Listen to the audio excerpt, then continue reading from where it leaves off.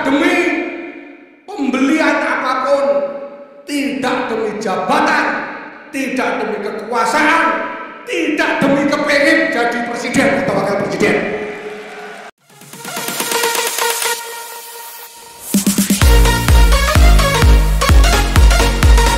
Sahbihi wa mawala.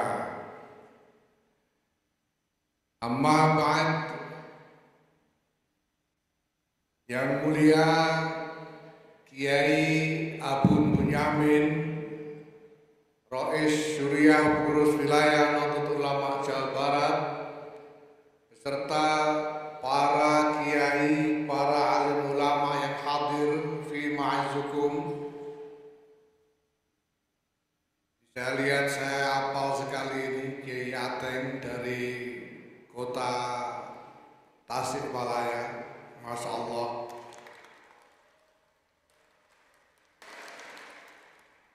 Beliau tidak pernah absen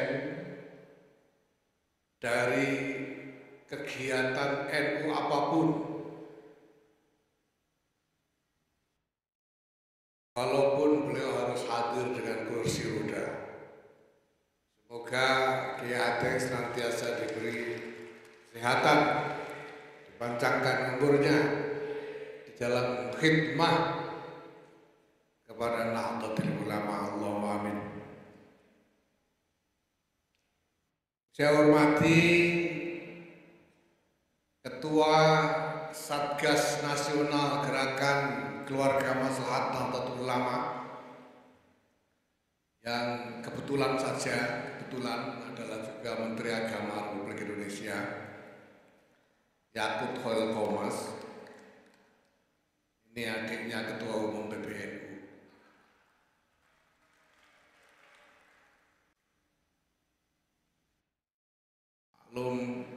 Maklum kalau dia agak segan pidato di depan saya, karena sejak kecil biasanya saya pidatoi terus.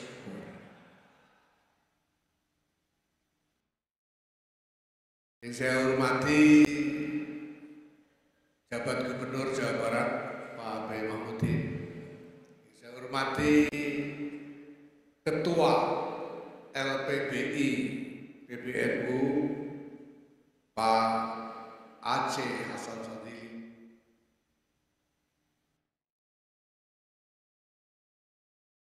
yang saya hormati Kepala Kanwil Kementerian Agama serta jajarannya, yang saya hormati Kepala Kepolisian Daerah Jawa Barat Pak Wiyagus, Ahmad Wiyagus.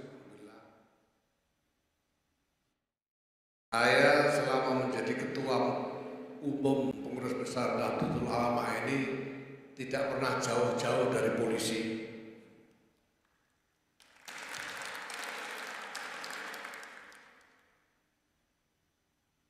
Jadi sebagai Ketua Umum PBNU inilah saya merasakan kemana-mana diantar oleh polisi. Alhamdulillah. Dan saya sudah lapor kepada Presiden Bapak Jokowi dan juga kepada Pak Kapolri Pak Sigit Listio bahwa PBNU berharap di dalam menjalankan gerakan keluarga maslahat Nahdlatul Ulama ini nanti ada kerjasama yang erat dengan Kepolisian Republik Indonesia.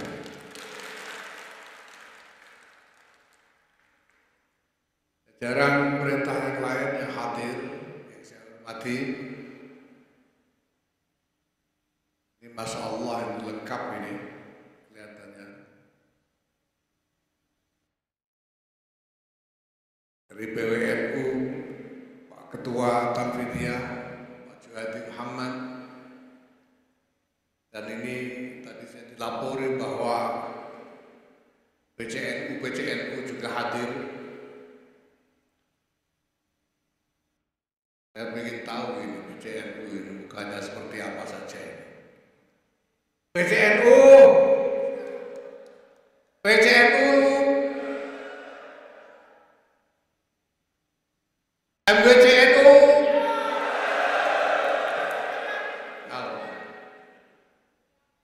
bareng-bareng hadir kan. Muslimat, Fatayat, Ansor, tanpa mengharapkan upah apapun, maka kita mengikuti kiai-kiai kita, ulama-ulama kita itu berarti kita melaksanakan perintah Quran. Ittabi'u man la yas'alukum ajra wa hum muhtadun. Ikutilah mereka yang tidak mengharapkan upah apapun dari kalian, sedangkan mereka itu adalah orang-orang yang mendapatkan petunjuk Allah Subhanahu wa ta'ala. Maka tidak ada tawar-menawar, kita ikuti kiai-kiai kita.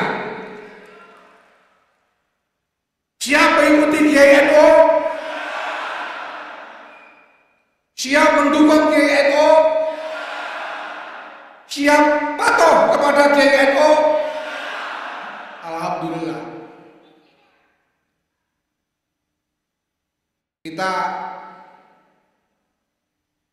Saya perlu penegasan tentang ini karena kita akan segera memasuki masa-masa ketika kesetiaan kita, tekad kita, baiat kita sebagai kader akan diuji oleh sejarah.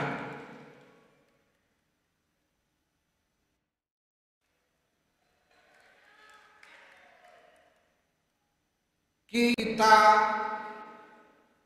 tidak boleh berkhianat dari baiat yang telah kita ucapkan. Kita tidak boleh bergeser sedikit pun dari qiyadah para ulama ahli sunnah wal jamaah, yaitu ulama-ulama Nahdlatul Ulama. Karena ketika berbaiat kita telah menyatakan bayatu bil jihadi fi sabilillah li'la'i kalimatillah allati hiyal ulya bi qiyadati ulama'i ahli sunnati wal jamaah. Itu baiat kita. Maka ketika ulama-ulama kita menyatakan bahwa Negara Kesatuan Republik Indonesia berdasarkan Pancasila dan Undang-Undang Dasar 1945 bersendikan Bhinneka Tunggal Ika ini final,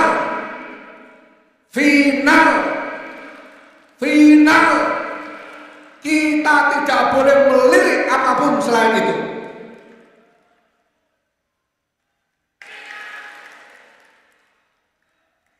Kita tidak akan pernah berpikir untuk mencari yang lain selain itu.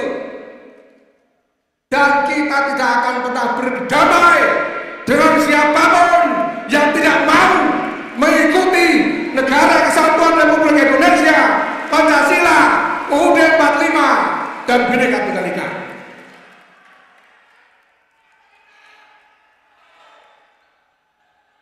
Tidak demi apapun, tidak demi upah, tidak demi pembelian apapun, tidak demi jabatan, tidak demi kekuasaan, tidak demi kepengen jadi presiden atau wakil presiden.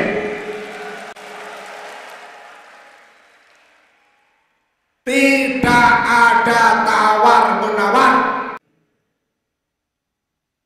Yang kedua, Bapak Ibu sekalian,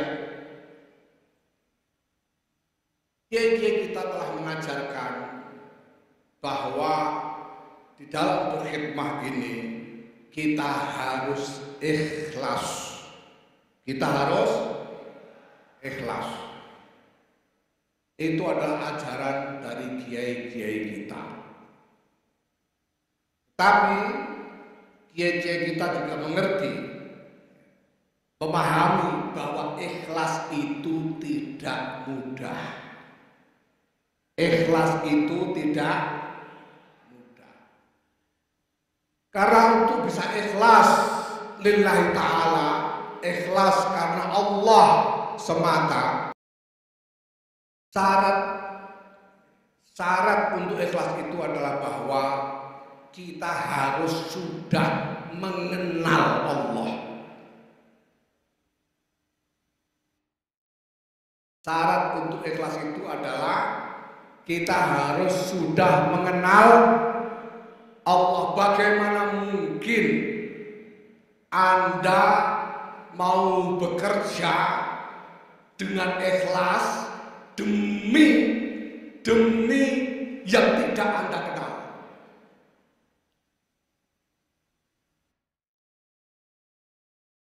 Kalau saya meminta Anda misalnya untuk bekerja demi Syekh Syauqi, Muftil Jumhuriyah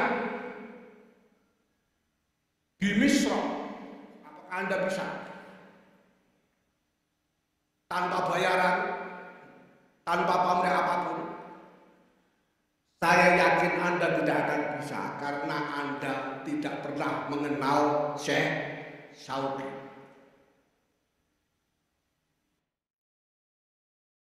Apalagi kalau saya minta Anda bekerja ikhlas untuk Allah Subhanahu wa ta'ala sementara Anda belum mengenal Allah.